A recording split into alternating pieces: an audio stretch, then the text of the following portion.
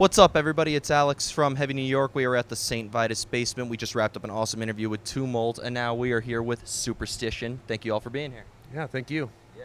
It's so awesome to have you here. The Anatomy of Unholy Transformation was a brutal beast of a record and really enjoyed listening to it. Do you just want to give a rundown on how the making of this record was?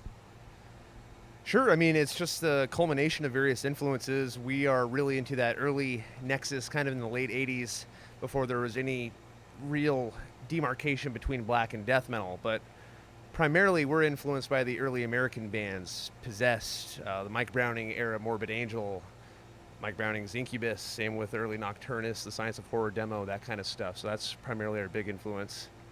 And then early Latin American scene, bands like Mortem, Parabellum, Reincarnacion, stuff like that.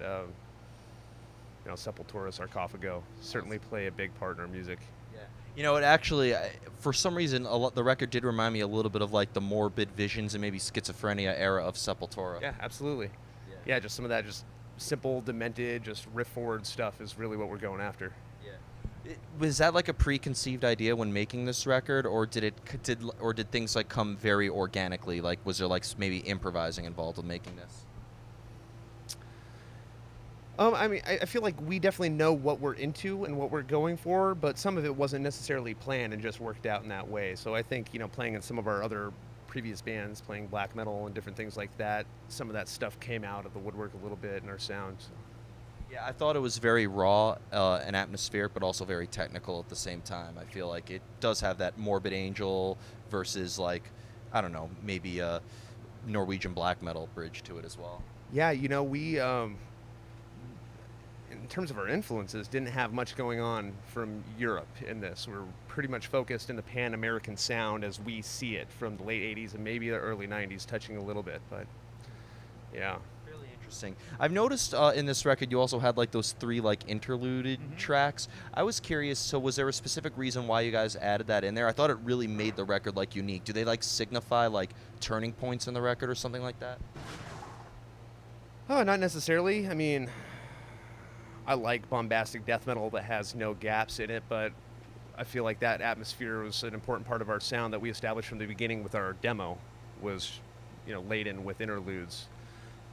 Which we make just through tape manipulation, synths and stuff like that, doing a bunch of tape flange, pressing on it. I feel like it kind of reinforces like the atmosphere and the tone that this record has. You know what I mean? I think it creates more imagery in it. Yeah, we think so too. We think it glues it together and just helps provide just a bigger, well-established picture. Yes. What I was curious is, when you're playing this material live, do you try to execute it exactly how people are going to hear it on the album, or do you think that do you try to maybe make the live presence a little bit different than what people are hearing on the record? I mean, we don't care a lot about presentation. We all grew up punk, so honestly, it's just about going for it.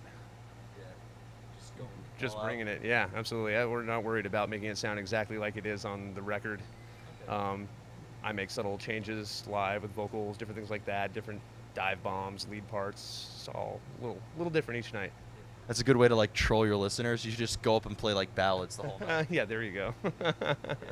Now, coming from Santa Fe, New Mexico, when I was curious, I've never interviewed a band from that. So, like, I've interviewed a couple of bands from Arizona, which I heard has a great scene, and you're near Texas, which obviously that has a great scene as well. Is there like maybe a metal scene in New Mexico that you guys are kind of affiliated with, or are you just trying to get the hell out of Santa Fe to get your name out there more? There is a great group of committed people within New Mexico making pretty just awesome and intense metal.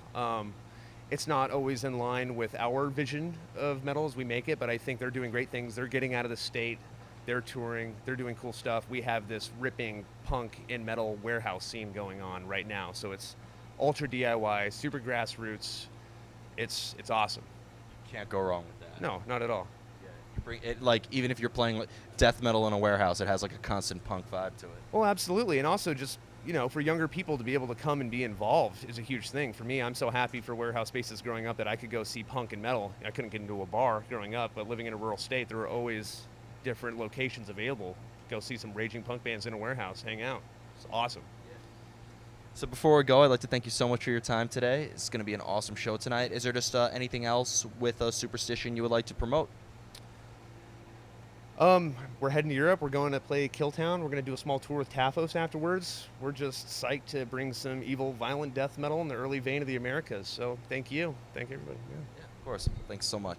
Everybody, we are here with Superstition, The Anatomy of Unholy Transformation. Pick that up if you haven't already. This is Alex from Heavy New York. We'll see you next time.